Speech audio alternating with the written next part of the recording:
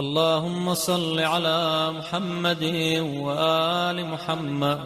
اعوذ باللہ من الشیطان الرجیم. بسم اللہ الرحمن الرحیم. وصلی اللہ علی محمد واہل بیتہ الطیبین الطاہرین المعصومین. اللہم صل علی محمد وآل محمد.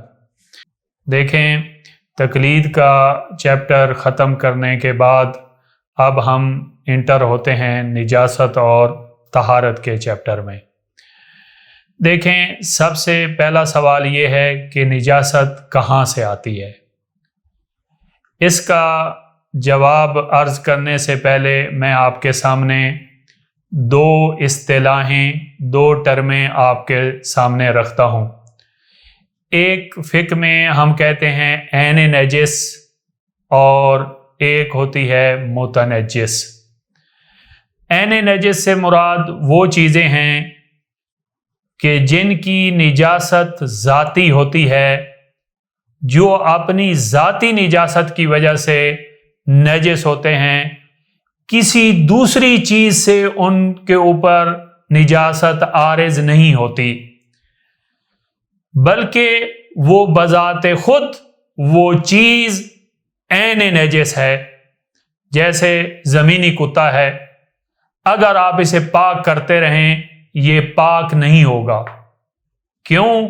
کیونکہ اس کی وجہ یہ ہے کہ یہ عین نجس ہے، اس کی نجاست ذاتی ہے، کوئی عارضی نجاست نہیں ہے. تو اسے آپ 1,00,000 مرتبہ دھو لیں، یہ زمینی کتا پھر بھی نجس رہے گا. کیوں؟ کیونکہ اس کی نجاست ذاتی ہے، کسی اور کی وجہ سے اس کے اوپر نجاست عارض نہیں ہوئی. تو اس کو ہم فقہ کی ٹرم میں، فقہ کی اصطلاح میں عین نجس کہتے ہیں. دوسری اصطلاح جو ہمارے پاس ہے وہ ہے متنجس کی. دیکھیں، چند چیزیں ہیں جو اس دنیا میں جو عین نجس ہے، اس کے علاوہ جو چیزیں ہیں وہ پاک ہیں. تو جو چیز ذاتی طور پر پاک ہو لیکن باہر سے کوئی نجاست عارض ہونے کی وجہ سے، باہر سے عین نجاست کے عارض ہونے کی وجہ سے وہ متنجس ہو جائے، یعنی نجس ہو جائے، تو اسے ہم فقہ کی اصطلاح میں متنجس کہتے ہیں. دیکھیں، فار ایگزامپل، یہ میرا ہاتھ پاک ہے، بذات خود پاک ہے، لیکن اگر اس کے اوپر کوئی نجاست عین نجس، فرض کریں بلڈ گر جاتا ہے یہاں پہ ہاتھ کے اوپر، تو یہ ہاتھ بذات خود پاک تھا، ابھی عین نجاست یعنی نجاست عارض ہونے کی وجہ سے یہ متنجس ہو گیا ہے. متنجس ہو گیا ہے یعنی نجس ہو گیا ہے، یعنی خود پاک تھا، نجاست عارض ہونے کی وجہ سے متنجس ہو گیا ہے. تو اس کو ہم جو ہے وہ فقہ کی اصطلاح میں متنجس کہتے ہیں. یعنی بذات خود پاک تھا، ابھی نجاست عارض ہونے کی وجہ سے متنجس ہو گیا ہے. تو دیکھیں، یا عین نجس ہیں یا متنجس ہیں. تو عین نجس کے علاوہ باقی دنیا میں تمام چیزیں پاک ہیں، لیکن عین نجاست سے مس ہونے کی وجہ سے وہ نجس ہو جائیں تو ہم انہیں کہیں گے کہ یہ متنجس ہو گئی ہے، یعنی نجس ہو گئی ہے. ابھی سوال یہ ہے کہ پاک چیز کیسے نجس ہوتی ہے؟ ایک چیز بذات خود پاک ہے لیکن وہ نجس کیسے ہوگی؟ تو اس کا جواب یہ ہے کہ جب پاک چیز کسی نجس چیز سے یا متنجس سے مس ہو تو پاک چیز جو ہے وہ نجس ہو جائے گی. میں پھر دوہرا دیتا ہوں، پاک چیز جو بذات خود پاک ہے، کسی عین نجاست سے مس ہو، ٹچ ہو، یا متنجس سے مس ہو، ٹچ ہو، تو وہ پاک چیز جو ہے وہ نجس ہو جائے گی. لیکن اس میں 2 شرطیں ہیں. پہلی شرط یہ ہے کہ پاک چیز جو عین نجس سے مس ہوئی ہے وہ تر ہو یا عین نجس جو ہے وہ تر ہو، یعنی دونوں میں سے کوئی ایک تر ہو. فرض کریں اگر آپ نے یا ہم نے ہاتھ لگایا ہے ڈوگی کو، تو ہمارا ہاتھ تر تھا یا ڈوگی تر تھا، تو تب جو ہے ہاتھ نجس ہوگا کہ جب ان دونوں میں سے کوئی ایک تر ہو، اور تری بھی ایسی ہو کہ جو سرایت کرنے والی ہو. تری بھی ایسی ہو کہ جو سرایت کرنے والی ہے. اگر یہ 2 شرطیں پائی جائیں، دونوں میں سے کوئی ایک تر ہو اور تری بھی ایسی ہو کہ جو سرایت کرنے والی ہے، تب جو ہے وہ پاک چیز نجس ہوگی، ورنہ نجس نہیں ہوگی. دیکھیں، تری بھی ایسی ہو، جیسا کہ میں نے آپ کے سامنے بیان کیا، تری بھی ایسی ہو کہ جو تری سرایت کرنے والی ہے. فرض کریں ایک مرتبہ تری ہوتی ہے لیکن سرایت کرنے والی نہیں ہوتی، ہاتھ پہ تھوڑی تری رطوبت محسوس ہوتی ہے. مثلا کسی شخص کی آئلی سکن ہے تو وہ تری یا رطوبت ہاتھ پہ محسوس ہوتی ہے لیکن وہ سرایت کرنے والی نہیں ہوتی. تو اگر ایک آئلی سکن رکھنے والا شخص کتے کو ہاتھ لگاتا ہے، ڈوگی کو ہاتھ لگاتا ہے، اور ڈوگی بھی تر نہیں ہوتا، تو اس صورت میں اس کا ہاتھ نجس نہیں ہوگا. کیوں؟ کیونکہ ایسی رطوبت یا ایسی تری نہیں تھی کہ جو سرایت کرنے والی ہو. تو خلاصہ کلام یہ ہوا کہ پاک چیز تب نجس ہوگی جب وہ عین نجس یا متنجس کے ساتھ مس ہو، اور مس بھی تری کے ساتھ ہو، اور تری بھی ایسی ہو کہ جو سرایت کرنے والی ہے. اگر سرایت کرنے والی نہ ہوئی تو پاک چیز نجس نہیں ہوگی. اس کے بعد میں آپ کے سامنے قاعدہ طہارت ذکر کرتا ہوں. قاعدہ طہارت کیا ہے؟ دیکھیں، یہ قاعدہ طہارت آپ کو نجاست اور طہارت کے چیپٹر میں بہت زیادہ فائدہ دے گا. غور سے سماعت فرمائیے گا. دیکھیں، قاعدہ طہارت کیا ہے؟ آپ کو ایک چیز کے پاک ہونے کے بارے میں یقین ہے کہ یہ چیز پاک ہے، تو آپ اس چیز کو اس وقت تک پاک ہی سمجھیں جب تک آپ کو یقین نہ ہو جائے کہ یہ نجس ہوئی ہے. جب تک آپ کو علم اور یقین اور اطمینان نہ ہو جائے کہ یہ نجس ہوئی ہے، یعنی یہ عین نجاست کے ساتھ مس ہوئی ہے، اور مس بھی تری کے ساتھ ہوئی ہے، اور تری بھی ایسی تھی کہ جو سرایت کرنے والی تھی، تو تب ہم اس چیز کو نجس سمجھیں گے. ورنہ ایک چیز آپ کے نزدیک پاک تھی، آپ کو یقین تھا کہ یہ پاک ہے، ابھی آپ کو شک ہوا ہے کہ نجس ہوئی ہے یا نہیں ہوئی، تو اس وقت تک ہم اسے پاک ہی سمجھیں گے جب تک یقین اور اطمینان نہ ہو جائے اس کے نجس ہونے کا. یہ جو درمیان میں شک ہے، گمان ہے، وہم ہے اس کے نجس ہونے کا، اس شک، اس گمان اور اس وہم کی ہم بالکل پرواہ نہیں کریں گے. اس کو ہم فقہ میں قاعدہ طہارت کہتے ہیں.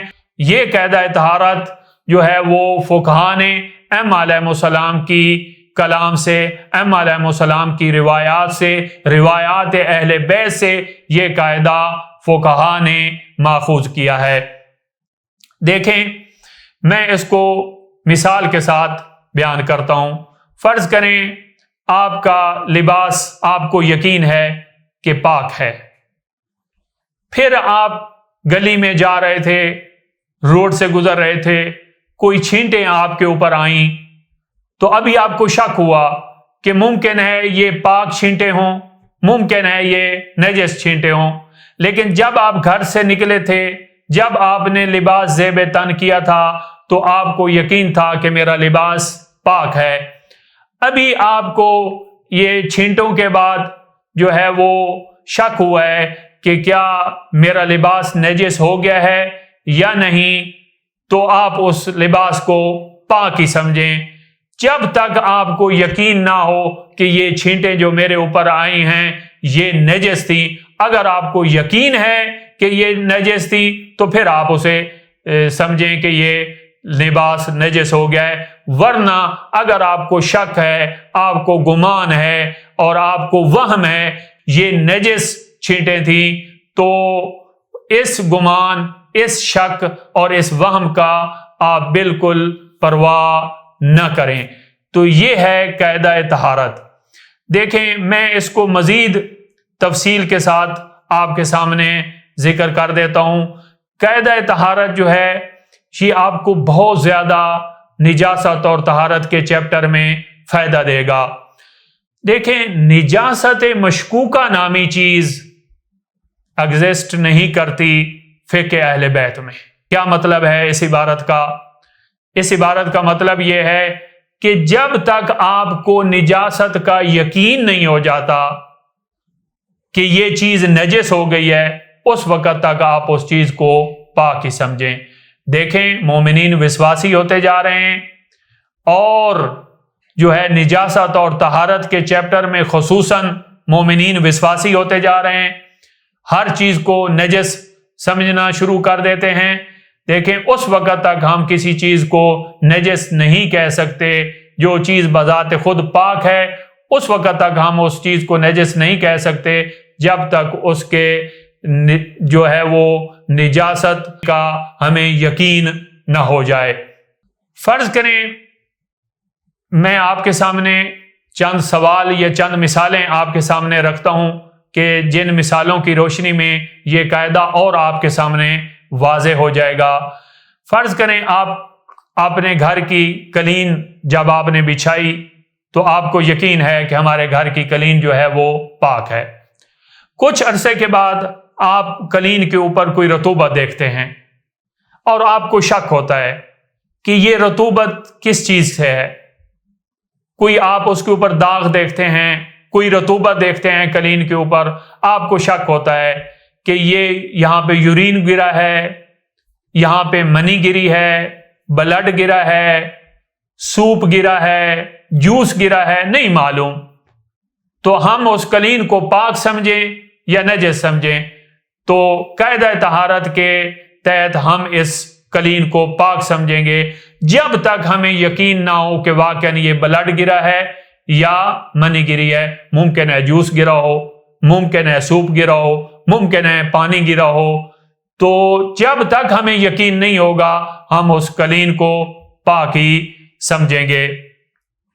اسی طرح بعض مومنین کہتے ہیں کہ آغا صاحب میری فیملی یا ہمارے ریلیٹیو اور میرے دوست جو ہیں ان کی فیملیاں نجاست اور طہارت کا خیال نہیں رکھتی، تو میں پھر گھر میں کیا سمجھوں کہ یہ چیزیں پاک ہیں یا نجس ہیں؟ تو اس کا جواب یہ ہے کہ جب تک آپ کو محترم، جب تک آپ کو یقین نہیں ہوتا کہ یہ چیز نجس ہے، آپ اپنی فیملی کی چیزیں بھی اور اپنے ریلیٹیو کی فیملی کی چیزیں بھی آپ ان کو پاک ہی سمجھیں، اگرچہ آپ کو معلوم ہے کہ وہ نجاست اور طہارت کا اس حد تک خیال نہیں رکھتے جس حد تک خیال رکھنا چاہیے۔ اس کے بعد جو ہے وہ ایک مسئلہ یورپین ممالک میں بہت زیادہ پیش آتا ہے، اور وہ یہ ہے کہ بعض دفعہ ہم وہاں پر مسلمان جو ہے وہ ہم وہاں پر گھر جو ہے وہ رینٹ کے اوپر لیتے ہیں، اور رینٹ کے اوپر جو گھر لیتے ہیں وہ کافر سے لیتے ہیں۔ وہ کافر جو ہے وہ کتابی کافر بھی ہو سکتا ہے اور غیر کتابی کافر بھی ہو سکتا ہے۔ اگرچہ جو کتابی کافر ہے المرجع الاعلیٰ آیت اللہ العظمیٰ آقا سستانی حافظ اللہ کے نزدیک جو کتابی کافر ہے وہ پاک ہے، وہ نجس نہیں ہے۔ تو ہم جو ہے وہاں پر گھر رینٹ کے اوپر لیتے ہیں تو وہاں پر وہ سامان بھی ساتھ ہم خرید لیتے ہیں یا وہ سامان کے ساتھ گھر ہم رینٹ کے اوپر لیتے ہیں، یا ہم یورپی ممالک میں گھر جو ہے وہ خرید لیتے ہیں اور جو سامان پہلے ایک کافر کے یوز میں تھا وہ بھی ہم ساتھ جو ہے وہ خرید لیتے ہیں۔ تو گھر ہم رینٹ کے اوپر لیتے ہیں سامان کے ساتھ، یا ہم گھر جو ہے وہ خرید لیتے ہیں سامان کے ساتھ، تو اس سامان کے بارے میں کیا حکم ہے؟ کیا ہم اسے پاک سمجھیں یا ہم اسے نجس سمجھیں؟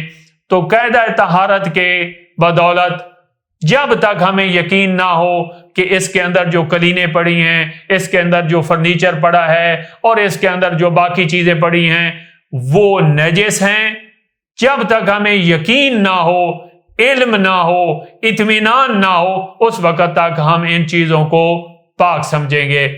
تو آج کے درس کا خلاصہ یہ ہوا کہ سب سے پہلے ہم نے دو اصطلاحیں، دو ٹرمیں آپ کے سامنے بیان کی کہ ایک ہوتا ہے عین نجس اور ایک ہوتا ہے متنجس۔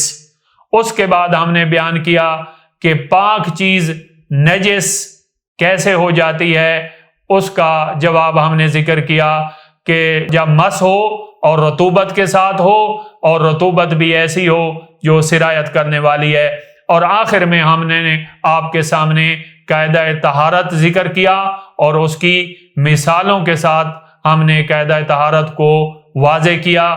والحمدللہ رب العالمین، اللہم صلی علی محمد و آل محمد۔